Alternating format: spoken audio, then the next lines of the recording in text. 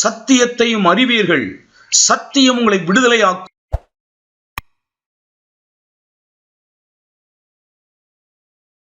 ஸ்தோத்திரம். கர்த்தருடைய வார்த்தைக்கு நேராக நாம் நம்முடைய இருதயங்களை திருப்பலாம். எல்லா தேவனுடைய பிள்ளைகளும் ஆண்டவருடைய வசனத்துக்கு நேராக நம்முடைய இருதயங்களை திருப்புவோம். ஆதியாகமத்தின் புஸ்தகம் 26ஆம் அதிகாரம். ஆதியாகமத்தின் புஸ்தகம் 26ஆம் அதிகாரம் 19வது வசனத்திலிருந்து 22வது வசனம் வரைக்கும் நாம் எல்லாரும் சேர்ந்து வாசிக்க போகிறோம். ஆதியாகமத்தின் புஸ்தகம் 26ஆம் அதிகாரம் 19வது வசனத்திலிருந்து 22வது வசனம் வரைக்கும் நாம் எல்லாரும் சேர்ந்து வாசிக்கலாம். ஈசாக்குடைய வேலைக்காரர் பள்ளத்தாக்கிலே வெட்டி அங்கே சுரக்கும் நீரூற்றை கண்டார்கள்.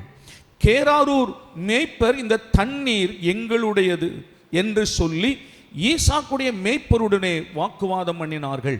அவர்கள் தன்னோட வாக்குவாதம் பண்ணினபடியால் அந்த துறவுக்கு ஏசேக்கு என்று பெயரிட்டான். வேறொரு துறவை வெட்டினார்கள், அதை குறித்தும் வாக்குவாதம் பண்ணினார்கள். ஆகையால் அதற்கு சித்னா என்று பெயரிட்டான். பின்பு அவ்விடமிட்டு பெயர்ந்து போய் வேறொரு துறவை வெட்டினான், அதை குறித்து அவர்கள் வாக்குவாதம் பண்ணவில்லை. அப்பொழுது அவன், நாம் தேசத்தில் பலுகும்படிக்கு இப்பொழுது கர்த்தர் நமக்கு இடம் உண்டாக்கினார் என்று சொல்லி அதற்கு ரெகோபோத் என்று பெயரிட்டான். ஆண்டவருக்கு ஸ்தோத்திரம். அல்லேலூயா. இந்த மாதம் ஆண்டவர் கொடுத்த அந்த வார்த்தை என்னவென்றால், நாம் தேசத்தில் பலுகும்படிக்கு கர்த்தர் நமக்கு இடம் உண்டாக்கினார். ஆண்டவருக்கு ஸ்தோத்திரம். ஆமென். நம்முடைய குடும்பங்களிலே ஆண்டவர் ஒரு பெரிய வளர்ச்சியை, ஒரு பெருக்கத்தை ஆண்டவர் இந்த மாதத்திலே தருவார். இந்த தேவனுடைய வார்த்தையை கொஞ்சம் கவனமாய் ஆண்டவருடைய பிள்ளைகள் கவனிங்கள். ஆபிரகாமின் குமாரன் ஆகிய ஈசாக்கு, இந்த ஈசாக்கு அவர் ஒரு பஞ்ச காலம் வருகிறது. இந்த 26ஆம் அதிகாரம் முதல் வசனம் ஆரம்பிக்கும் போது, ஆபிரகாம் நாட்களில் உண்டான பஞ்சம் அல்லாமல் வேறொரு பஞ்சம் உண்டாயிற்று. இந்த பஞ்ச காலத்தில் எகிப்துக்கு போகலாமா என்று யோசிக்கிறார். உடனே ஆண்டவர் சொன்னார், நீ எகிப்துக்கு போகாதே, இந்த தேசத்தில் நீ குடியிரு என்று ஆண்டவர் சொன்னார். பெலிஸ்தரின் தேசத்தில் குடியிருக்கும்படி ஆண்டவர் சொன்னார். ஆகையினால பெலிஸ்தரின் தேசத்தில் ஈசாக்கு குடியிருக்கும்படி போனார். அவர் போகும்போது அவருக்கு வயது என்ன இருக்கும்னு நினைக்கிறீங்க? அந்த 26ஆம் அதிகாரத்தில் ஸ்தோத்திரம் மேலே இருக்கிற 12வது வசனத்தில், ஈசாக்கு அந்த தேசத்தில் விதை விதைத்தான், கர்த்தர் அவனை ஆசீர்வதித்தபடினால் 100 மடங்கு பலனை எடுத்தான். என்ன வயசு இருக்கும்னு நினைக்கிறீங்க? சும்மா யாராவது கொஞ்சம் சொல்லுங்க பார்க்கலாம். என்னம்மா? 40 சொன்னீங்க. ஸ்தோத்திரம். சரி, கொஞ்சம் அப்படி இந்த ஒரு பக்கத்தை பின்னால் திருப்புங்க பார்க்கலாம். ஒரு பக்கத்தை பின்னால் திருப்புங்க. 25ஆம் அதிகாரத்தில் 21 வாசிக்கலாமா? மலடியாக இருந்த தன் மனைவிக்காக ஈசாக்கு கர்த்தரை நோக்கி வேண்டுதல் செய்தான். கர்த்தர்வன் வேண்டுதலை கேட்டருளினார். ஸ்தோத்திரம். அதற்கு மேலே 20வது வசனத்தை வாசிக்கலாம். 20, ஈசாக்கு ரெபேக்காளை விவாகம் பண்ணுகிற போது 40 வயதாக இருந்தான். இவள் ஸ்தோத்திரம் 16 என்னும் சீரியா தேசத்தனாகிய பெத்துவேலாகிய குமாரத்தையும் சீரியா தேசத்தனாகிய லாபானுக்கு சகோதரியுமானவள். ரெபேக்காளை கல்யாணம் பண்ணும்போது என்ன வயசு? 40 வயது. ஸ்தோத்திரம். இப்போ நீங்க அப்படியே 26வது வசனத்தை பாருங்க. 26. பின்பு அவன் சகோதரன் தன் கையிலே ஏசாவின் குதிங்காலை பிடித்து கொண்டு வெளிப்பட்டான். அவனுக்கு யாக்கோபு என்று பெயரிட்டான். இவர்களை அவள் பெற்றபோது ஈசாக்குக்கு 60 வயது. இந்த 2 பிள்ளைகளை பெற்றெடுக்கும் போது எவ்வளவு வயசு? 60 வயது. எத்தனை வயசுல திருமணம் பண்ணினார்? 40 வயசுல. 40 வயது வரைக்கும் ஈசாக்கு திருமணம் பண்ணல. தேசத்தில் பெண்கள் இல்லாததுனால அல்ல, அவருடைய தகப்பனார் எப்போ பெண் பார்த்து வைக்கிறாரோ அது வரைக்கும் வெயிட் பண்ணார். இல்லையா சொல்லுங்க. ஈசாக்குக்கு 40வது வயதில் ஆபிரகாமுக்கு மகனுக்கு பெண் பார்க்கணும்னு தோணுது. 40வது வயதில் பெண் பார்த்து திருமணம் செய்து வைக்கிறார். 20 ஆண்டுகள் அவங்களுக்கு குழந்தை இல்லை. சொல்லுங்க, எத்தனை வருஷம் குழந்தை இல்லை? 20 வருஷம் குழந்தை இல்லை. மலடியாக இருந்த தன் மனைவிக்காக வேண்டுதல் செய்தான். 20 வருஷம் பாருங்க. அல்லேலூயாவா. கர்த்தர் முகமுகமாய் பேசுகிற பிள்ளைகளுக்கு 20 ஆண்டு குழந்தை இல்லை. 60வது வயதில் ஜோம் என்ற 59 வச்சுக்கிடுமே, ஜோம் என்ற கர்த்தர் ஈசாக்கின் விண்ணப்பத்தை கேட்டார். நான் நினைக்கிறேன் மனைவிக்காக புருஷன் ஜெபம் பண்றது அவ்வளவு பலன் உள்ளது. அல்லேலூயாவா, ஸ்தோத்திரம். உங்களைப் போல பாரப்பட்டு வேற யாரும் என்ன பண்ண முடியாது, ஜெபம் பண்ண முடியாது. ஆண்டவருக்கு ஸ்தோத்திரம். அப்போ அந்த பிள்ளை பெற்றெடுக்கும் போது வயது எவ்வளவா? 60 வயசு. 60 வயது. கீழே அப்படியே பார்த்தீங்கன்னா, கீழே அப்படியே வந்தீங்கன்னா, கடைசி வசனம் வாசிக்கிறேன்னு சும்மா ஒரு ஞாபகத்துக்காக உங்களுக்கும் அந்த தெரியணுங்கிறதுக்காக தான் சொல்கிறேன். 34வது வசனத்தில், அப்பொழுது யாக்கோபு ஏசாவுக்கு அப்பத்தையும் பயற்றங்குளையும் கொடுத்தான், அவன் புசித்து குடித்து எழுந்து போய்விட்டான். இப்படி ஏசா தன் ஜேஷ்ட புத்திர பாகத்தை அலட்சியம் பண்ணினான். இந்த பிள்ளைகள் ரெண்டும் வளர்ந்து வாலிப பிள்ளைகள் ஆயிட்டாங்க. 2 பிள்ளைகள் வளர்ந்து வாலிப பிள்ளைகள் ஆயிட்டாங்க. அதற்கு பிறகுதான் இந்த சம்பவம் 26ஆம் அதிகாரத்தில் ஆரம்பிக்கிறது. நான் நினைக்கிறேன் இந்த பிள்ளைகளை பெறும்போதே 60 வயது. இப்போ இந்த பிள்ளைகள் வாலிப பிள்ளைகள் ஆயிட்டாங்க. ஏறக்குறைய 80 வயதிற்கு மேல் அவருக்கு இருக்க வேண்டும். அல்லேலூயாவா, 80 வயதுக்கு மேலே இருக்கணும். இந்த 80வது வயதில் அப்படி வச்சுக்கிடுவோமே, இந்த 80வது வயதில் அவர் எங்கே போகிறார்? கேராருக்கு போகிறார். கேராரில் போய் விவசாயம் பண்ணுகிறார். கர்த்தர் அவரை ஆசீர்வதிக்கிறார், 100 மடங்கு பலன் எடுக்கிறார். ஸ்தோத்திரம். இப்போ அந்த ஆசீர்வாதம் பெருகும்போது, உங்களுடைய குடும்பத்தில் ஆசீர்வாதம் பெருகும்போது, அந்த ஊரை சேர்ந்ததான பஞ்ச காலத்தில் அந்த ஊரை சேர்ந்ததான மற்றவர்களுக்கு அவர் மேலே என்ன வருகிறது? ஒரு பொறாமை வருகிறது. எங்கிருந்தோ ஒருத்தன் வந்தான், ஸ்தோத்திரம். ஆனால் அவன் என்ன பண்ணுறான்? பல்லுகி பெருகுகிறான். அவனுடைய மந்தை பெருகுகிறது, செழிப்பாக இருக்கிறான். நீங்கள் கூட பாருங்க, ஸ்தோத்திரம். நீங்கள் இதே போல் சில இடங்களில் வரும்போது கடவுள் உங்களை ஆசீர்வதித்து நீங்கள் ஒரு இடத்த வாங்கி ஒரு வீட்டை கட்டுறீங்க, ஸ்தோத்திரம், நல்ல வாகனங்களை வாங்குறீங்க, கொஞ்சம் நல்லா இருக்கிறீங்க, நல்ல உடை உடுக்கிறீங்க அப்படின்னு சொன்னாலே பார்க்குறவங்களுக்கு ஸ்தோத்திரம். ஏன்னா அவன் டெய்லி குடிகாரனாக இருப்பான். அந்த ஊரில் 100 வருஷமாக குடியிருப்பான். ஆனால் குடிகாரனாக இருப்பான். எந்த ஒரு ஆசீர்வாதம் இருக்காது, நன்மை இருக்காது. ஆனால் நாம் கர்த்தருக்கு பயந்து அவருடைய பிள்ளையாய் வாழ்ந்து அவருடைய ஆசீர்வாதத்தில் நாம் பெருகும்போது, ஆனால் அவன் என்ன பண்ணுவான்? பொறாமப்படுவான். ஆண்டவருக்கு ஸ்தோத்திரம். இதுதான் சமுதாயத்தில் நடக்கும் பாருங்க. அப்போ அந்த நாட்களில், ஆபிரகாமின் நாட்களில் தூர்த்து போட்டதான அந்த துறவுகள் அதை மறுபடியும் என்ன செய்தாராம்? தோண்ட ஆரம்பித்தார். அல்லேலூயா. ஆபிரகாமின் நாட்களில் தேவன் நமக்கு கொடுத்த வாக்குத்தத்தத்தை ஆண்டுடைய பிள்ளைகள் மறுபடியும் என்ன செய்யுங்க? தோண்டுங்க. கர்த்தர் நிச்சயமாய் சுரக்கும் நீரூற்றை காண்பீர்கள். ஆபிரகாமின் காலத்தில் தேவன் நமக்கு தந்திருந்த வாக்குத்தத்தங்களை எல்லாம் மறுபடியும் என்ன செய்யுங்க? தோண்டுங்க. அப்படின்னு என்ன அர்த்தம்? அந்த வாக்குத்தத்தங்களை கண்டுபிடித்து அறிக்கை பண்ணுங்க. சொல்லுங்க, வாக்குத்தத்தங்களை கண்டுபிடித்து, ஆபிரகாமின் நாட்களில் ஆண்டவர் கொடுத்த வாக்குத்தத்தங்களை எல்லாம் கண்டுபிடித்து அதை திரும்ப திரும்ப அறிக்கையிடுங்கள். அதுவே தோண்டி எடுப்பது. ஆண்டவருக்கு ஸ்தோத்திரம். ஆபிரகாமின் ஆசீர்வாதங்கள் நமக்கு சொந்தமா என்று கேட்டால், நம்ம எல்லாரும் யாராக இருக்கிறோம்? ஆபிரகாமின் விசுவாசிக்கிற ஒவ்வொரு பிள்ளைகளும் ஆபிரகாமின் பிள்ளைகளாக இருக்கிறோம். ஆங்கில ஆபிரகாமுக்குரிய ஆசீர்வாதத்தை கிறிஸ்து இயேசுவின் மூலமாய் தேவன் நமக்கு வாக்கு பண்ணி இருக்கிறார். ஆகின ஆபிரகாமின் நாட்களிலே தூர்த்து போட்டதான, சத்துருவானவன் மூடி போட்டதான அந்த வாக்கு தத்தங்களை மறுபடி தோண்டுங்கள். அந்த வாக்கு தத்தங்களை திரும்ப மறுபடியும் என்ன செய்வோம்? விசுவாசத்தில் அறிக்கை பண்ணி தோண்டுங்கள். கீழே காண்கிறோம், அவர்கள் மறுபடி வந்து என்ன செய்தாங்களா? வாக்குவாதம் பண்றான். ஸ்தோத்திரம். வாசிக்கலாமா? ஸ்தோத்திரம். அப்படி கீழே வருவோம். வாக்குவாதம் பண்றான் பாருங்க. இத்தனை அதிகாரம் 26ஆம் அதிகாரத்தில் 20வது வசனமா வாசிக்கலாமா? 20.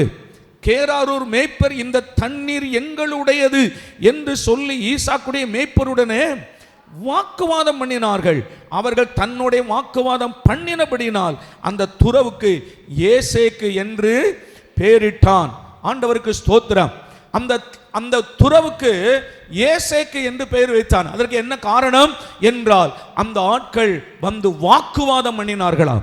வாக்குவாதம் பண்ணினபடியால் அந்த துறவுக்கு என்ன பெயர் வச்சான்? ஏசேக்கு. நம்முடைய வாழ்க்கையிலும் சில நேரங்கள் அநேக ஏசேக்குகள் வரத்தான் செய்யும். ஏன்னா இந்த உலகத்தில் தானே இருக்கிறோம். ஆகையினாலே வாக்குவாதம் பண்ணுகிற ஜனங்கள் வரத்தான் செய்வாங்க, வாக்குவாதம் பண்ணத்தான் செய்வாங்க. குடும்பத்தில் சிலர் வாக்குவாதம் பண்ணத்தான் செய்வாங்க. காரணமே இல்லாதவைகளுக்காக வாக்குவாதம் பண்ணுவார்கள். ஏசேக்கு இருக்கத்தான் செய்கிறது. ஆனாலும் தேவனுடைய பிள்ளைகளை அறிந்து கொள்ள வேண்டிய ஒரு சத்தியத்தை சொல்லுகிறேன். ஆபிரகாம் லோத்தை பார்த்து சொன்னார், நாம் சகோதரர்கள், நமக்குள் வாக்குவாதம் வேண்டாம். சத்தமா சொல்லுங்க ஆமென். நாம் தேவனுடைய பிள்ளைகள், நம்ம எல்லாரும் ஆண்டவருடைய பிள்ளைகள், ஒரு குடும்பத்தை சேர்ந்தவர்கள். ஆகையினாலே நமக்குள்ள என்ன வேண்டாம்? வாக்குவாதம் வேண்டாம். நீ கிழக்கே போனால் நான் மேற்கே போகிறேன், நீ வடக்கே போனால் நான் தெற்கே போகிறேன். அப்ப விட்டு கொடுக்கிற ஒரு மனம், கர்த்தருடைய வார்த்தை எல்லாரும் கவனிக்கிறீங்களா? விட்டு கொடுக்கிற ஒரு மனம் நமக்கு வந்துவிட்டால் வாக்குவாதம் வராது. அல்லேலூயாவா. புதிய ஏற்பாட்டு காலத்தில் ஒரு வசனத்தை ஆவியானவர் எழுதி வைத்திருக்கிறார். வாசிக்கலாம். 1 கொரிந்தியர் 11ஆம் அதிகாரம் 16வது வசனம். வாக்குவாதம் செய்ய மனதாயிருந்தால் எங்களுக்கும் தேவனுடைய சபைகளுக்கும் அப்படிப்பட்ட வழக்கம் இல்லை என்று அறிய கடவன்.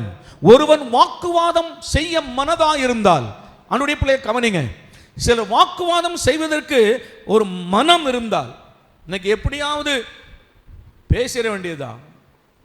நம்மை குறித்து இப்படி சொல்லி இருக்கிறாங்க, நம்மை குறித்து இப்படி பேசி இருக்கிறாங்க, ஆகையினால் நாம இன்னைக்கு என்ன பண்ணணும்? அவங்ககிட்ட பேசிடணும். பேசினா என்ன வரும்? வாக்குவாதம் ஆயிரும். அப்போ பவுல் சொல்லுகிறார், ஒருவன் வாக்குவாதம் செய்ய மனதா இருந்தால் எங்களுக்கும் தேவனுடைய சபைக்கும் அப்படிப்பட்ட வழக்கம் இல்லை. அல்லேலூயா சொல்லுங்க. இதை கேட்கிற சகோதரர்கள் சகோதரிகள் கவனிங்க. குடும்பங்களிலே வாக்குவாதத்தை தவிருங்கள். ஆமென் சொல்ல மாட்டேங்கிறீங்களே. வாக்குவாதத்தை தவிருங்கள், வேண்டாம். வாக்குவாதம் பண்றதுனால என்ன சாதிக்க போகிறோம் நினைக்கிறீங்க? பிரச்சனை தான் வரும். கணவன் மனைவிக்குள்ள என்ன வரும்? அதிகமான பிரச்சனைகள் தான் வரும், இடைவெளி அதிகமாகும். அதனால வாக்குவாதம் ஆரம்பிக்கிறது என்றால் யாராவது ஒருத்தர் என்ன பண்ணிருங்க, விட்டு தூர விலகிருங்க. ஆமென். கர்த்தர் நம்மை ஆசீர்வதிப்பாராக. வாக்குவாதங்கள் நமக்குள் என்ன பண்ண வேண்டாம்? வேண்டாம். ஏசேக்கு வேண்டாம். ஏசேக்கை விடுங்க, அப்பதான் ரெகோபோத்து கிடைக்கும். ஏசேக்கு வேண்டாம். அல்லேலூயாவா. நீ வாக்குவாதம் பண்ணுகிற ஆளா இருந்தா என்ன பேரு? ஏசேக்கு. அல்லேலூயா. வாக்குவாதம் பண்ற ஆளா இருந்தா ஏசேக்குன்னு பேரு. அடுத்தது கீழே அடுத்த வசனம் பாருங்களேன். அதை குறித்தும் என்ன செய்யறாங்க? இந்த ஜனங்களுடைய நோக்கமே வாக்குவாதம் பண்றதுதான். அல்லேலூயாவா. ஸ்தோத்திரம். இயேசு உலகத்தில் வாழ்ந்த காலங்களில் நீங்க பாருங்க, ஸ்தோத்திரம், ஒரே வாக்குவாதங்கள். இந்த பரிசேயர்கள் எழும்பி வாக்குவாதம் பண்றாங்க, ஆசார்கள் எழும்பி வாக்குவாதம் பண்றாங்க. யோவான் 6ஆம் அதிகாரத்தில் ஆண்டவர் சொல்லுகிறார், நித்திய ஜீவனுக்கு ஏதுவா பேசுற?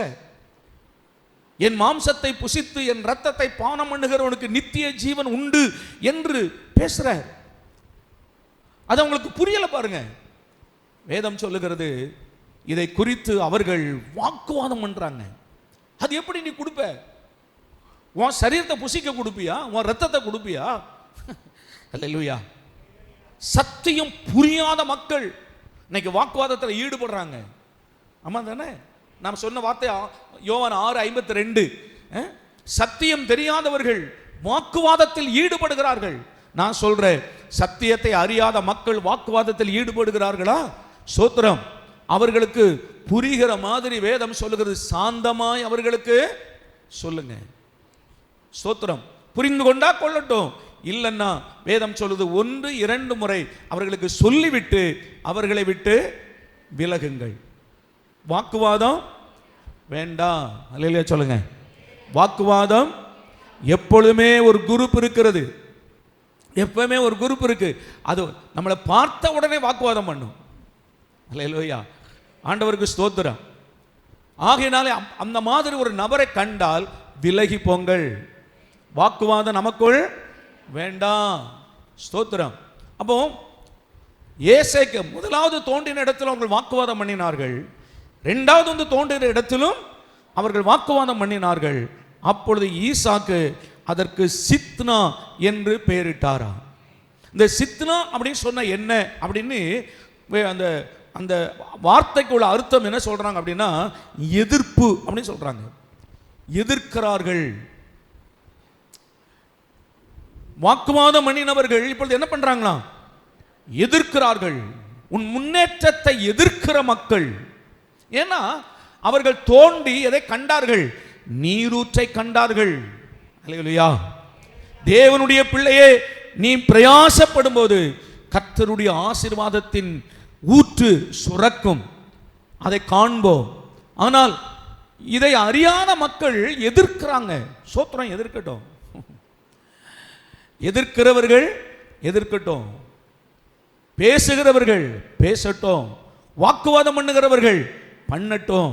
ஆனால் நீ தேசத்தில் பலுகும்படி கர்த்தர் உனக்கு இடம் உண்டாக்குவார். அல்லேலூயா. இது அவருடைய கையில் இருக்குது, இது தேவனுடைய கையில் இருக்குது. ஆண்டவர் அல்லவா நம்மை உயர்த்துகிறவர், கர்த்தர் அல்லவா நம்மை பலுக செய்கிறவர், தேவன் அல்லவா நமக்கு பலனையும் சுகத்தையும் தந்து கர்த்தர் அல்லவா உயர்த்துகிறவர். ஆண்டவருக்கு ஸ்தோத்திரம். வாக்குவாதம் பண்ணினார்கள். அதற்கு அடுத்த வார்த்தை சொல்லுது, எதிர்த்தார்களாம். எதிர்த்து நிற்கிறாங்க. நான் சொல்லுகிறேன், உனக்கு விரோதமாய் எதிர்த்து நிற்கிற மக்கள் உண்டு, ஆண்டவருடைய பிள்ளையே உண்டு. ஆகையினால நீ சோர்ந்து போகாதே, கர்த்தர் உனக்கு கிருபையை தேவன் உனக்கு தருவார். ஆமென். ஆண்டவருக்கு ஸ்தோத்திரம். சங்கீதம் 55ஆம் சங்கீதம் ஒரு சில வசனங்கள் மட்டும் வாசித்து விட நான் மெயின் குறிப்புக்கு நான் போயிடுறேன். ஏன்னா நமக்கு அதை தான் சொல்லணும் அதிகமாக. சங்கீதம் 55ஆம் சங்கீதம் 18வது வசனம் வாசிங்க. திரளான கூட்டமாய் கூடி என்னோடு, சொல்லுங்க எல்லாரும் கவனிக்கிறீங்களா? திரளான கூட்டமாய் கூடி என்னோடு எதிர்த்தார்கள். சித்னா எதிர்த்தார்கள். நான் சொல்றேன், ஆண்டவருடைய பிள்ளையே, உன் வாழ்க்கையில எதிர்க்கிற மக்கள் இருந்தால் சந்தோஷப்படு. ஆமென் சொல்லுங்க. அல்லேலூயாவா. நான் சொல்லுகிறேன், எதிர்க்கிறவர்கள் இருக்கணும். எதிர்க்கிறவர்கள் இருந்தாதான் உன் வாழ்க்கையில் முன்னேற வேண்டும் என்கிற ஒரு ஸ்தோத்திரம் வேகம் நமக்கு வரும். எதிர்காற்று இருந்தாதான் பட்டம் என்ன செய்யுமா, மேல போகும்னு சொல்லுவாங்க. ஆமென் சொல்லுங்க. ஒரு மரம் அது ஆழமாய் வேர் போடுகிறதற்கு எது காரணம் என்று சொல்றாங்க தெரியுமா? ஸ்தோத்திரம், காற்று. அதன் மேல காற்று அடிக்க அடிக்க அந்த மரம் அங்கெங்கும் ஆடும் பாருங்க. அப்போ அந்த மரம் நான் இன்னும் ஆழமா போகணும், இன்னும் ஆழமா போகணும், இன்னும் ஆழமா போகணும் என்ன செய்யுமா, அந்த வேரை ஆழமா செலுத்துமா பாருங்க. அல்லேலூயாவா. ஸ்தோத்திரம். அப்போ அந்த காற்று அடிக்கிறது அந்த மரத்தை இன்னும் பலப்படுத்துகிறது, ஸ்ட்ராங், உறுதிப்படுத்துகிறது. நான் சொல்றேன், நம்முடைய வாழ்க்கையில் வரக்கூடிய எல்லா எதிர்ப்புகளும் எல்லா போராட்டங்களும் இன்னும் நம்மை உறுதிப்படுத்துகிறது, இன்னும் முன்னேறி செல்வதற்கு அது அஸ்திபாரமாய் மாறுகிறது. எதிர்க்கிறார்கள் என்று சோர்ந்து போகாதீர்கள். எதிர்ப்பு இருக்க இருக்க நாம் இன்னும் அதிகமாக ஜெபம் பண்ணுவோம். எதிர்ப்புகள் வரும்போது முழங்காலை முடக்குகிறோம். எதிர்ப்புகள் வரும்போது உபவாசம் பண்ணுகிறோம். எதிர்ப்புகள் வரும்போது தேவ சமூகத்தில் போய் விழுகிறோம். ஆண்டவரே, என்னை எதிர்க்கிறார்கள். ஆமாவா? அல்லேலூயாவா. யோசேபாத்தின் நாட்களிலே கடற்கரை மணலத்தனையான ஜனங்கள் யோசேபாத்துக்கு எதிராக வந்தார்கள். யோசேபாத்து சொல்லுகிறான், ஆண்டவரே, இந்த ஜனங்களை எதிர்க்கிறதற்கு எனக்கு பலன் இல்லை. ஆமென் சொல்லுங்க. இந்த உலக மக்கள் எதிர்க்கும் போது எதிர்க்கிறதுக்கு நமக்கு என்ன இல்லை? பலன் இல்லை. ஆகையால் எங்கள் கண்கள் உம்மையே நோக்கி பார்க்கிறது. அப்ப நான் சொல்றேன், எதிர்ப்பு வருகிறது நல்லதா அப்படின்னு கேட்ட ஆமென். எதிர்ப்பு வருகிறது நல்லது. அந்த எதிர்ப்புகள் நம்மை தேவனிடத்தில் கொண்டு போகிறது, இன்னும் தேவனிடத்தில் கிட்டி சேர பண்ணுகிறது. சில நேரங்கள் எதிர்ப்புகள் நமக்கு ஆசீர்வாதத்தின் வாசலை திறக்க பண்ணுகிறது. எதிர்ப்புகள் தேவனுடைய வல்லமையை விளங்க பண்ணுகிறது. எதிர்ப்புகள் கர்த்தர் யார் என்பதை நாமும் அறிந்து கொள்கிறோம். உலகத்துக்கும் அதை ஆண்டவர் வெளிப்படுத்துகிறார். ஆண்டவருக்கு ஸ்தோத்திரம். சில நேரங்களில் எதிர்ப்பு வரத்தான் செய்யும். எதிர்ப்பு வருகிறதுன்னு சோர்ந்து போகாதீங்க. அந்த எதிர்ப்புகள் நமக்கு நன்மைக்கு எதுவாக இருக்கும். அந்த எதிர்ப்புகள் வர வர வர நம்ம தேவ சமூகத்தில் என்ன பண்ணுகிறோம்? முழங்கால் போடுகிறோம். ஆண்டவருக்கு ஸ்தோத்திரம். வாசிக்கலாம் இன்னொரு வசனத்தை. பிலிப்பியர் 1ஆம் அதிகாரம் 27வது வசனம். பிலிப்பியர் 1:27. நான் வந்து உங்களை கண்டாலும் வராமல் இருந்தாலும் கவனியுங்கள், நீங்கள் ஒரே ஆவியிலே உறுதியாய் நின்று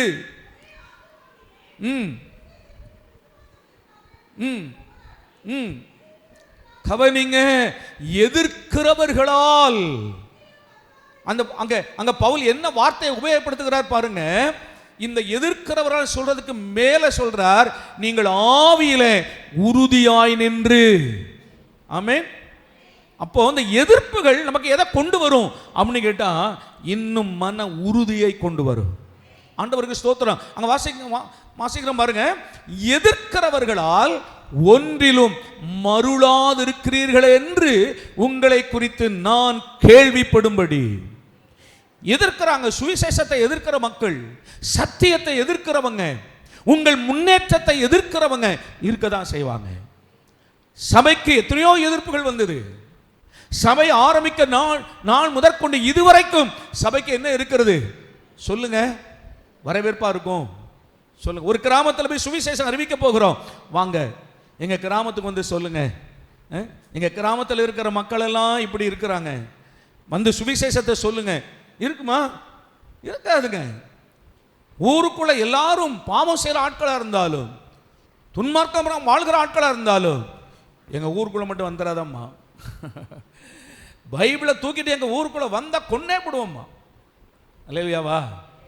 எதிர்ப்புகள், எல்லா பக்கங்களையும் எதிர்ப்புகள், சுவிசேஷத்திற்கு எதிர்ப்புகள், சத்தியத்துக்கு எதிர்ப்புகள், கர்த்தருடைய பிள்ளைகளுக்கு எதிர்ப்புகள். ஏன் எதிர்க்கிறாங்க? அங்க இருக்கிற ஆவிகள், அந்த கிராமத்தை ஆண்டு கொண்டிருக்கிற ஆவிகள். ஏன்னா தேவனுடைய பிள்ளைகள் போய் சுவிசேஷத்தை அறிவித்தால், வேதம் சொல்லுகிறது, இருளில் இருந்து வெளிச்சத்தை பிரகாசிக்க சொன்ன தேவன் கிறிஸ்து இயேசுவின் முகத்தில் உள்ள அந்த சுவிசேஷத்தின் ஒளி, சுவிசேஷத்தின் ஒளி எங்கள் இருதயங்களிலே பிரகாசிக்க பண்ணினார். அப்ப நீங்க சுவிசேஷத்தை சொல்றீங்கன்னா இருளில் இருக்கிற மக்களுக்குள் வெளிச்சம் உண்டாகிறது. அல்லேலூயாவா. குடிக்கிறவன் குடிக்கலனா சாசுக்கு ஆள் குறையும் இல்லை. சண்டை போடுறவன் மனம் திரும்பிட்டா, அருவாளை எடுத்துட்டே அலைகிறவன் கீழே போட்டுட்டு பைபிளை தூக்கிட்டா பிசாசுக்கு ஆள் குறையும் இல்லை. ஸ்தோத்திரம். எப்பொழுதுமே பிசாசு எதை விரும்புகிறான்? கலகங்களுக்கு காரணமாக இருக்கிறான், கொலைக்கு காரணமாக இருக்கிறான். என் ஆண்டவர் சொல்லுகிறார், கள்ளன் திருடவும் கொல்லவும் அழிக்கவும் வருகிறானே என்று வேறொன்றுக்கும். அப்ப நான் சொல்றேன், பிசாசுடைய வேலை என்ன? ஸ்தோத்திரம். மத ரீதியாய், மொழி ரீதியாய், இன ரீதியாய், ஜாதி ரீதியாய் மக்களுக்குள்ள பகைகளையும் கொலைகளையும் கொண்டு வருகிறார். ஆனால் இதிலிருந்து ஒரு பெரிய வெளிச்சத்தை தருவது சுவிசேஷம். அல்லேலூயா. இதிலிருந்து வெளிச்சத்தை தருவது கர்த்தருடைய வார்த்தை.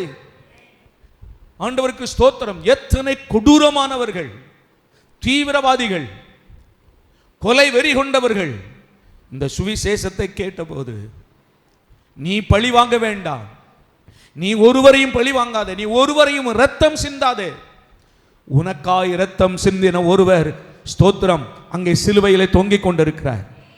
மகனே, உன் நல்வாழ்வுக்காக, நீ நன்றாய் இருப்பதற்காய் உனக்காக ஒருவர் தன் இரத்தத்தை எல்லாம் சிந்தினவரை நோக்கி பார்.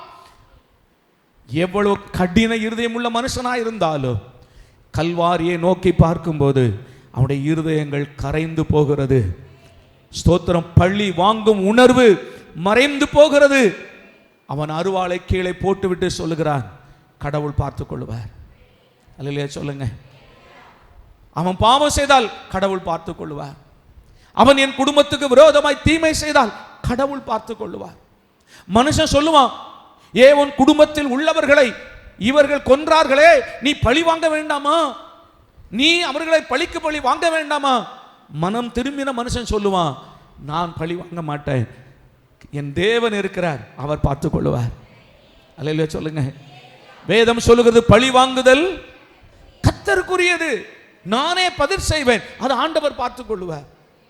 இப்படி அந்த மக்கள் மனம் திரும்பினால், சுவிசேஷம் அவர்கள் வெளிச்சத்தை கொண்டு வந்தால், பிசாசுக்கு நஷ்டம் என்பதனாலே, தன்னை வணங்குகிற மக்கள் குறைந்து போகிறார்கள் என்பதனாலே அவன் சுவிசேஷத்தை எதிர்க்கிறான், சத்தியத்தை எதிர்க்கிறான், தேவ பிள்ளைகளை எதிர்க்கிறான்.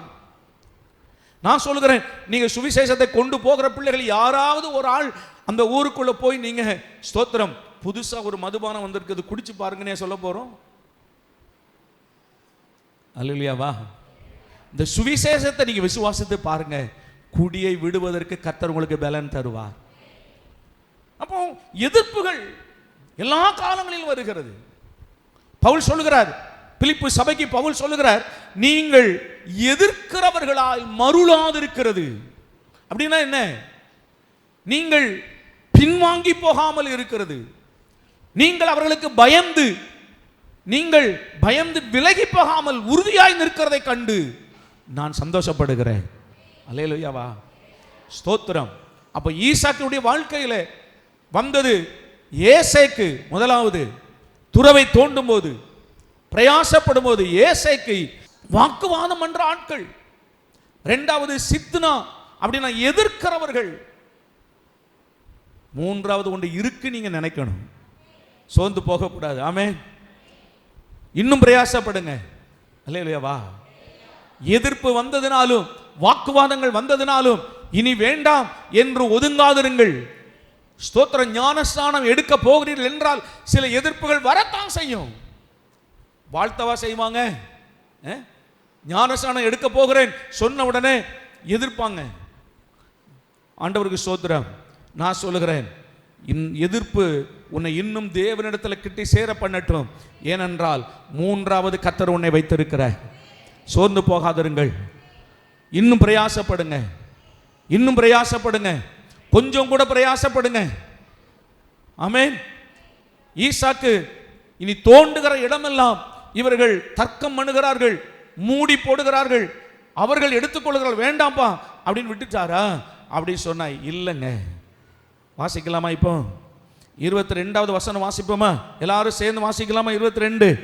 பின்பு ஆதியாகமத்தின் புத்தகம் 26ஆம் அதிகாரம் 22வது வசனம். பின்பு அவ்விடம் விட்டு பெயர்ந்து போய் வேறொரு துறவை, சொல்லுங்க, இன்னும் பிரயாசப்படுகிறான். ஆமென் சொல்லுங்க. இன்னும் பிரயாசப்படு. வேதம் சொல்லுகிறது, பிரயாசப்படுகிறவன் தன் பலனில் முந்தி பங்கடைய வேண்டும். உன் பிரயாசத்திற்கு பலன் உண்டு, உன் உழைப்பிற்கு பலன் உண்டு, உன் கண்ணீருக்கு பலன் உண்டு, உன் ஜெபத்திற்கு பதில் உண்டு, உன் உபவாசத்திற்கு பலன் உண்டு. தேவ பிள்ளையே, உன்னுடைய பக்திக்கு பலன் உண்டு, உன்னுடைய விசுவாசத்திற்கு பலன் உண்டு. அது ஒரு நாள் வீணாய் போகாது. மறுபடியும் தோண்டினார்கள், மறுபடியும் தோண்டினார்கள். கவனிங்க, வேறொரு துறவை வெட்டினார்கள். அதை குறித்து அவர்கள் வாக்குவாதம் பண்ணவில்லை. ஆமென் சத்தமா? ஸ்தோத்திரம். உன் துக்க நாட்கள் முடிந்து போகும். உன் போராட்டத்திற்கு ஒரு முடிவை கர்த்தர் உண்டு பண்ணுவார். அதற்கு பிறகு அவர்கள் வாக்குவாதம் பண்ணவில்லை, வரல. அதுக்கு பிறகு அப்புறம் கர்த்தர் அதற்கு ஒரு முடிவை உண்டாக்குவாராக. உன்னை எதிர்க்கிறவர்களை தேடியும், சொல்லுங்க சத்தமா, உன்னை எதிர்க்கிறவர்களை தேடியும் காணாதிருப்பாய். இப்பொழுது ஒருத்தருமே இல்லை. ஸ்தோத்திரம். அந்த நாட்கள் முடிந்தது. சித்னா முடிந்தது. ஏசேக்கு மறைந்தது, சித்னாவும் மறைந்தது. ஆண்டவருக்கு ஸ்தோத்திரம். இப்போ சொல்லுகிறார், பின் இந்த துறவுக்கு என்ன பேர் வைக்கிறாரா? அப்பொழுது அவன் நம் தேசத்திலே பலுகும்படிக்கு இப்பொழுது கர்த்தர் நமக்கு இடம் உண்டாக்கிறார் என்று சொல்லி அதற்கு ரெகோபோத் என்று பெயரிட்டான். கரங்களை தட்டி ஆண்டுக்கு நன்றி சொல்லுங்க. ரெகோபோத் என்று பெயரிட்டான். அல்லேலூயா.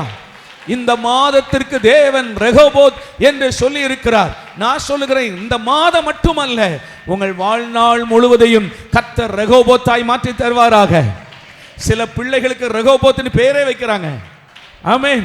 அவருடைய கடைகளுக்கு ரெகோபோத்னு பேர் வச்சிருக்கிறாங்க, வியாபாரத்துக்கு ரெகோபோத்னு பேர் வச்சிருக்கிறாங்க. அதனுடைய அர்த்தம் என்ன? ஸ்தோத்திரம். தேசத்தில் நாம் பலுகும்படிக்கு கர்த்தர், சொல்லுங்க, இடம் உண்டாக்கினார். நாம் பலுகும்படிக்கு கர்த்தர் இடம் உண்டாக்கினார். ஸ்தோத்திரம். இப்போ ஒரு கேள்வி என்ன தெரியுமா? பெருக்கம் முதலாவது வரணுமா, இல்ல விசாலம் முதல்ல வரணுமா? நாம் பலுகும்படிக்கு தேசத்திலே கர்த்தர் நமக்கு இடம் உண்டாக்கினார். அப்படின்னா அந்த இடம் இருந்தால் தானே அந்த பெருக்கம் வந்துருச்சு. எங்கவே இருக்கிறது சொல்லுங்க. அப்ப இடம் இருந்தாதான் பெருக்கம் வரும்போது அங்க போய் அவங்க இருக்க முடியும். ஆமென். ஸ்தோத்திரம். நல்லா கவனிங்க. முதல்ல பெருக்கம் வரட்டும் பாஸ்டர், அதற்கு அப்புறம் இடத்தை பார்க்கலாம். இப்படி இருக்கிறாங்க தெரியுதானே? முதல்ல பெருக்கம் வரட்டும், அப்புறம் என்ன செய்வோம்? அப்புறம் விசாலமான இடத்தை பார்க்கலாம். ஆனால் நான் பைபிள் அடிப்படையில் சொல்லுகிறேன், கர்த்தர் சொல்லுகிறார், முதலில் ஆண்டவர் நாம் எவ்வளவு பெருக போகிறோமோ அதற்கு ஏற்ற இடத்தை தேவன் முதல்ல தருகிறார், இரண்டாவது பெருக்கத்தை தருகிறார். அல்லேலூயாவா. உங்கள் வாழ்க்கையில் முதலாவது கர்த்தர் உங்களுக்கு ஒரு விசாலமான இடத்தை ஆண்டவர் தருகிறார், பின்புதான் பெருக்கத்தை தருகிறார். நீங்க பைபிளை சரியா கவனிங்க. ஸ்தோத்திரம். இந்த உலகத்தில் ஆண்டவர் மனுஷனை உண்டாக்குவதற்கு முன்பு முதலாவது அவன் வாழுகிறதற்கு இடத்தை ஆண்டவர் உண்டாக்கினார், பூமியை ஆண்டவர் உண்டாக்கினார். ஆண்டவருக்கு ஸ்தோத்திரம். சில வசனங்களை நான் உங்களுக்கு முன்னால் வைக்கிறேன், கொஞ்சம் வாசிக்கலாமா? உபாகமத்தின் புஸ்தகம் 32ஆம் அதிகாரம் 8வது வசனம். உபாகமம் 32:8. உன்னதமானவர் ஜாதிகளுக்கு சுதந்திரங்களை பங்கிட்டு, ஹலோ, உன்னதமானவர் ஜாதிகளுக்கு சுதந்திரத்தை, இந்த உலகத்தில் எத்தனை ஜாதிகள் இருக்கிறதோ அத்தனை ஜாதிகளுக்கும் தேசங்களை பங்கிட்டு கொடுத்தவர் யார் சொல்லுங்க? இவர்களா போய் தேசத்தை எடுத்துக்கொள்ளல. ஜாதிகள் சொன்ன உடனே மறுபடியும் நீங்க வேற எங்க போயிடாதீங்க, செட்டியார் கோனார் முதலியார்னு போயிடாதீங்க. இது அந்த ஜாதியை சொல்லல. இது எப்படி எந்த ஜாதியை சொல்லுது? இந்தியர்கள், பெலிஸ்தியர்கள், யூதர்கள், இதுதான் ஜாதின்னு பைபிள் சொல்லுது. விளங்குதா உங்களுக்கு? யூதர்கள் அப்படின்னு சொல்லும்போது எபிரேயர்கள் அப்படின்னு சொன்னா அது ஒரு ஜாதி. எபிரேயர்கள் அது ஒரு தேசத்தை ஆண்டவர் அவங்களுக்கு கொடுப்பார். பெலிஸ்தியர்கள், அமலேக்கியர்கள், அம்மோனியர்கள், எல்லாம் ஒவ்வொரு ஜாதி. ஸ்தோத்திரம். இப்போ நம்ம சொல்றோம்ல தெலுங்கர்கள் அப்படின்னு சொன்னா ஒரு 20 கோடி மக்கள் இருந்தாலும் தெலுங்கர்கள் தான். தமிழர்கள் அப்படின்னு சொன்னா இங்க இப்போ ஒரு 8 கோடி மக்கள் இருக்கிறோம்னு சொன்னா 8 கோடி மக்களும் யார் தான்? ஒரே ஜாதி தான். இப்படிதான் பைபிள் சொல்லுது. ஆமென். இப்படி அந்தந்த ஜாதிகளுக்கு தக்கவாறு தேவன் எதை கொடுத்தாரா? தேசங்களை பங்கிட்டு கொடுத்தார். ஆதாமின் புத்திரரை வெவ்வேறாய் பிரித்த காலத்தில், இந்த வார்த்தை கொஞ்சம் கவனமா கவனிங்க, ஆதாமின் புத்திரரை வெவ்வேறாய் பிரித்த காலத்தில் இஸ்ரவேல் புத்திரருடைய தொகைக்கு தக்கதாய், இஸ்ரவேல் புத்திரருடைய தொகைக்கு தக்கதாய் சர்வ ஜனங்களின் எல்லைகளை திட்டம் பண்ணினார். அல்லேலூயா. முதல்ல கர்த்தர் எதைத்தான் திட்டம் பண்ணுகிறார்? இடம். ஆமென். தேசத்தில் பலுகும்படிக்கு தேவன் நமக்கு இடம் உண்டாக்கினார். முதல்ல இடம் தான். இஸ்ரவேல் மக்களின் தொகைக்கு தக்கதாக அப்படின்னு சொன்னா நீங்க கொஞ்சம் கவனிங்க. எப்போ எப்போ இவங்க பெருகின பிறகு இல்லை, ஆபிரகாமின் நாட்களிலே, ஆதாமின் நாட்களிலே இவர்கள் இவ்வளவு பெருவன் கர்த்தர் அறிந்து இவர்களுக்கு ஏற்ற ஒரு இடத்தை உண்டாக்குறார். ஆமென். இப்ப இஸ்ரவேல் தேசம் அதுல கொண்டு போய் இந்தியர்களை குடி வச்சா எப்படி இருக்கும்? யாருக்கா கொஞ்சம் நான் சொல்ற விளங்குதா? ஏன்னா இஸ்ரேல் தேசமே எவ்வளவு சைஸ் தான் சொல்லுங்க? திருநெல்வேலி மாவட்டம் சைஸ் தான். எவ்வளவுதான்? திருநெல்வேலி மாவட்டம் சைஸ் தான். இந்த இடத்துல கொண்டு போய் இந்தியாவை குடி வச்சா, அப்போ அவர்களுடைய தொகைக்கு தக்கதாக தேவன் அவர்களுக்கு இடத்தை திட்டம் பண்ணுகிறார். அல்லேலூயாவா. உங்கள் விசுவாசத்திற்கு தக்கதா கர்த்தர் உங்களுடைய எல்லைகளை பெரிதாக்க முடியும். ஆமென் சொல்லுங்க. உங்கள் விசுவாசத்திற்கு தக்கதா, உங்கள் வளர்ச்சிக்கு தக்கதான் தேவன் இடத்தை திட்டம் பண்ண முடியும். 2 பேர் போதும் விடுங்க. ஒரே ஒரு 10க்கு 10 ரூம், ஒரு கட்லு, ஒரு பீரோ போதும். வாழ்நாள் முழுவதும் 2 பேர் தானே போதும். இதான் விசுவாசமா? நான் சொல்றேன், விசுவாசத்தை முதல்ல பெருசு பண்ணுங்க. அல்லேலூயா. நாம் 2 பேர், நமக்கு சொல்லுங்க, நமக்கு 2 பேர் வருவாங்க. அவங்களுக்கு என்ன வேணும்? இடம் வேணும், வாங்கி போடு. அல்லேலூயா சொல்லுங்க. பிள்ளைகள் வரும், பெருக்கம் வரும். ஸ்தோத்திரம். அதுதான் விசுவாசம். இடத்தை வாங்கி போடு. ஆமென் சொல்லுங்க. வாங்குங்க. உன்னுடைய பெருக்கத்திற்கு தக்கவாறு தேவன் என்ன பண்றாராம்? இடத்தை கொடுக்கிறார். நான் போகிற இடங்கள்லாம் விசுவாசிக்கிறேன், போதாது. அல்லேலூயாவா. பின்னால இருக்கிற இடம் நமக்கு தான், அந்த பின்னால இருக்கிற இடம் நமக்கு தான். போதாது, பெருகணும் பெருகணும். வலதுபுறமும் இடதுபுறமும் இடம் கொண்டு பெருகுவாய். விசுவாசிங்க, இல்லையா சொல்லுங்க, பெருகுவாய். 2 பேரோடு நம்முடைய வாழ்க்கை முடிந்து போகும் என்று ஒரே 10 ரூம்ல காலம் முழுவதும் வாழ்ந்து முடித்து விடலாம் எண்ணாதீங்க. முதல்ல உங்களுடைய விசுவாசத்தை பெருசு பண்ணுங்க. அவர் கர்த்தர் நம்மை விசாலமாக்குவார். ஒன்றும் இல்லாமல் எல்லாவற்றையும் உண்டாக்கினவர், இல்லாதவைகளை இருக்கிற வைப்பது அழைக்கிறவர். உங்களை பெருக செய்வார், தேசத்தில் உங்களை பலுக செய்வார். எத்தனை பேர் விசுவாசிக்கிறீங்க பலுகுவீர்கள்? எத்தனை பேர் விசுவாசிக்கிறீங்க கர்த்தர் தேசத்தில் பலுக செய்வார்? முதல்ல விசுவாசிங்க சார். அல்லேலூயா.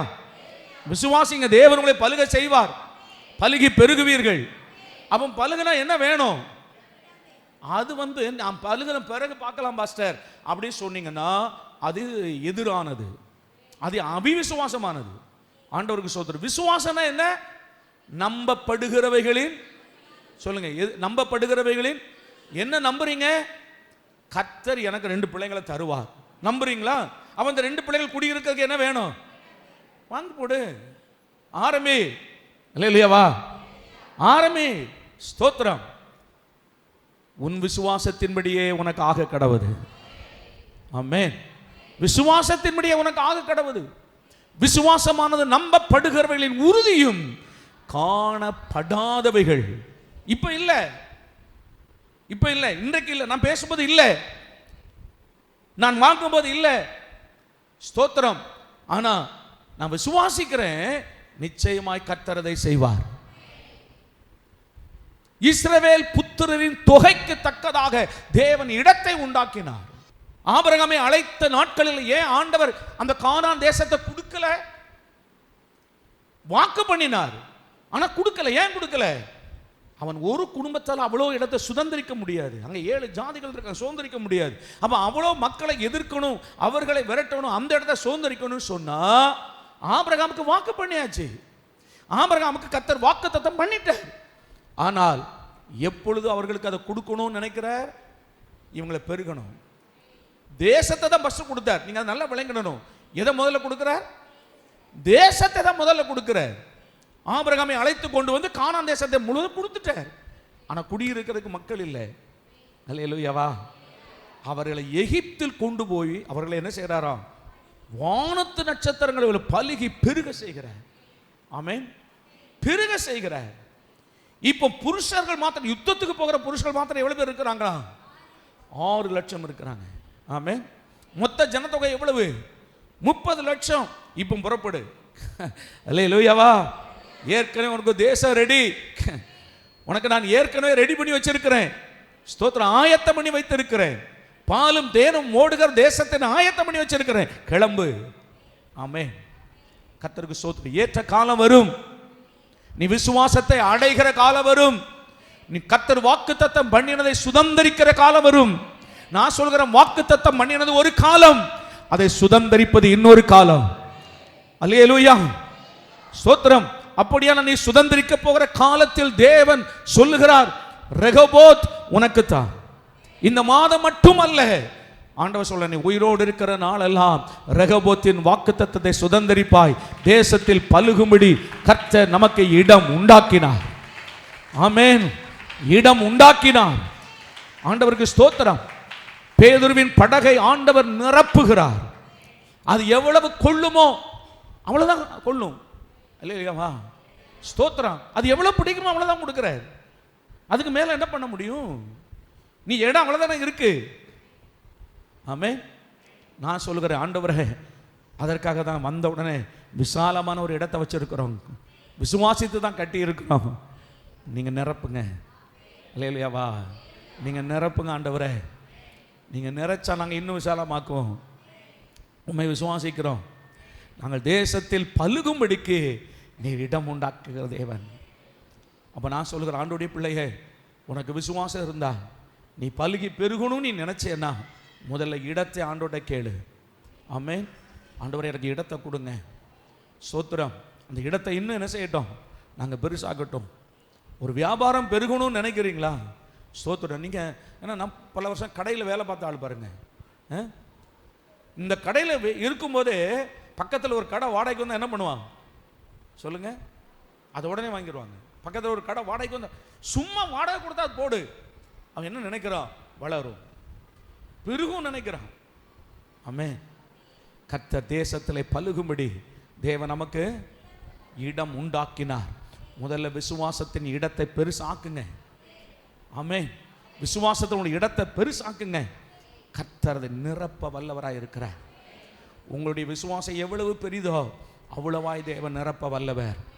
உன் பாத்திரம் சின்ன பாத்திரமா இருந்துச்சுன்னா அது அவ்வளவுதானே பிடிக்கும். அம்மாவா, உங்க பாத்திரம் ரொம்ப இவ்வளவுதான் இருக்குது, ஒரு படி தான் பிடிக்கும்னு சொன்னா அவ்வளவுதானே போட முடியும். 10 படி பிடிக்கும்னா அவ்வளவுதான் போட முடியும். 100 படி பிடிக்கும்னா கர்த்தர் தம்முடைய ஆசீர்வாதத்தை பெரிதாக்குவாராக. ஆமென். சோத்திரம். 1000 படி பிடிக்கும்னு சொன்னா அதில் கொண்டு ஒரு படியை போட்டால் எப்படி இருக்கும்? கர்த்தர் உன் விசுவாசத்திற்கு தக்க அளந்து போடுவார். இடத்தை பெரிதாக்குவோமாக. உங்களுடைய விசுவாசத்தை பெரிதாக்குங்கள். இந்த மாதத்தில் கர்த்தர் சொல்லுகிறார் ரெகோபோத். சொல்லுங்க, ரெகோபோத். தேசத்தில் பலுகும்படி நமக்கு இடம் உண்டாக்கினார். அல்லேலூயா. ஏசேக்கு ஒளியும். ஏசைக்குன்னா வாக்குவாதங்கள் ஒளியும் இருக்கும். இப்போ இருந்தால் ஒன்றும் கவலைப்படாதீங்க, நீங்கள் வாக்குவாதம் பண்ணாதீங்க.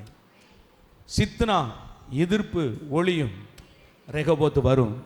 கரங்களை தட்டி கத்த நன்றி சொல்லுங்க. ரெகோபோத்து வரும். அல்லேலூயா. சோத்திரம். எழுப்பி நிற்கலாமா? எழுப்பி நிற்கலாம். ஏசேக்கு முடியும், சித்தினாவும் முடியும். ரெகோபோத் உனக்காக ஆரம்பித்து விட்டது, துவங்கி விட்டது. தேசத்தில் பலுகும்படி கர்த்தர் நமக்கு இடம் உண்டாக்கினார். இன்று முதல் கர்த்தர் நான் உன்னை ஆசீர்வதிப்பேன் என்று சொன்னவர் கர்த்தர் அதை செய்ய ஆரம்பித்து விட்டார், செய்ய துவங்கி விட்டார். உன் வாழ்க்கையில் எல்லா போராட்டங்களும் எதிர்ப்புகளும் அது ஓய்ந்தது, யுத்தங்களும் ஈட்டிகளும் முடிந்தது. ஆமென். அல்லேலூயா. ஒரு நல்ல எதிர்காலத்தை கர்த்தர் உனக்கு தருவார். தேசத்தில் பலுகும்படி கர்த்தர் நமக்கு இடம் உண்டாக்கினார். கரம் உயர்த்தி வார்த்தைக்காய் தேவனுக்கு நன்றி சொல்லுங்க. கரம் உயர்த்தி எல்லா பிள்ளைகளும் ஸ்தோத்திரத்தோடு ஜெபம் பண்ணுங்க. ஆமென். ஹல்லேலூயா, ஹல்லேலூயா. மகனே மகளே, கர்த்தர் நீ பலுகும்படி ஆண்டவர் உனக்கு இடம் உண்டாக்கினார். ஸ்தோத்திரம், ஸ்தோத்திரம். இடமே இல்லையா? அவர் உண்டாக்குவார். சோர்ந்து போகாதே. நான் வளருகிறதற்கு இடமில்லை என்று நீ சோர்ந்து போக வேண்டாம். நீ வளருவதற்கு இடத்தை அவர் உண்டாக்குவார். ஸ்தோத்திரம், ஸ்தோத்திரம், ஸ்தோத்திரம். நீ மாத்திரம் அவரை விசுவாசித்து அறிக்கையிடு. ஆண்டவரே, நான் தேசத்திலே பலுகும்படி நீர் எனக்கு இடம் உண்டாக்குவீரப்பா. ஒரு நெருக்கமான இடத்துல நான் இருக்க நீர் விரும்புகிறது இல்லை. குறுகின இடத்துல நான் இருக்க நீர் விரும்புகிறது இல்லை அப்பா. ஸ்தோத்திரம். நீர் எங்களை விசாலமான இடத்துல வைக்க விரும்புகிறேன்.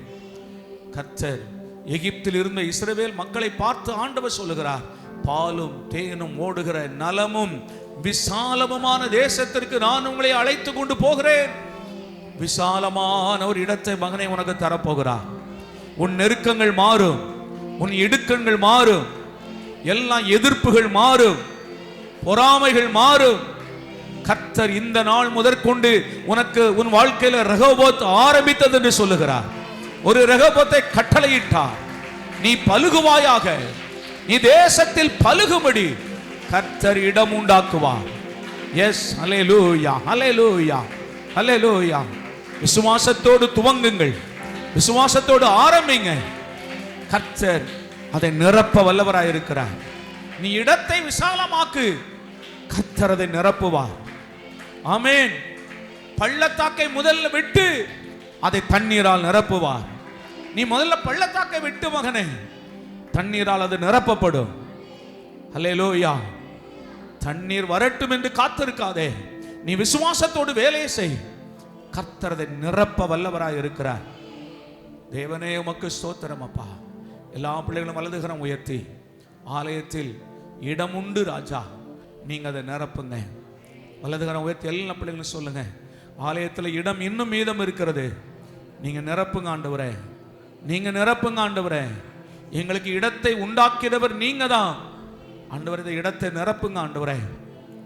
உம்முடைய கரங்களில் ஒப்பு கொடுக்கிறோம். நாங்கள் இருக்கிறதுக்கு இடம் போதவில்லை என்று சொல்லத்தக்கதாய் தேவன் இடத்தை நிரப்புவீராக. உம்முடைய பிள்ளைகளை நான் ஆசீர்வதிக்கிறேன். அவர்கள் தேசத்தில் இடம் உண்டாகும்படி நீர் அவர்களை பெருக செய்யும். ஆசீர்வதிக்கிறோம். தொடர்ந்து கர்த்தருடைய பந்தயங்களுக்கு ஆசீர்வதித்து தாரும். செலுத்தப்பட்ட காணிக்கையை அங்கீகரித்து ஆசீர்வதியும். மிஷனரிகளுக்காக நாங்கள் கொடுத்திருக்கிறோம் ஆண்டவரே. அந்த மிஷனரி எங்களுக்கு ஆசீர்வதிக்கும்படி நாங்கள் ஜெபிக்கிறோம். அங்கிருந்து நல்ல செய்திகள் வரும்படி உதவி செய்யுங்கப்பா. இதற்குரிய பலன் உடைய பிள்ளைகளுக்கு நூறத்தனையாய் உண்டாவதாக. ஆசீர்வதியும். எல்லா மகிமையும் கர்த்தருக்கே செலுத்துகிறோம். கர்த்தராகிய இயேசு கிறிஸ்துவின் நாமத்தில் வேண்டிக் கொள்கிறோம் எங்கள் நல்ல பிதாவே, ஆமென். கர்த்தருடைய பந்திக்கு ஆயத்தப்படுவோம்.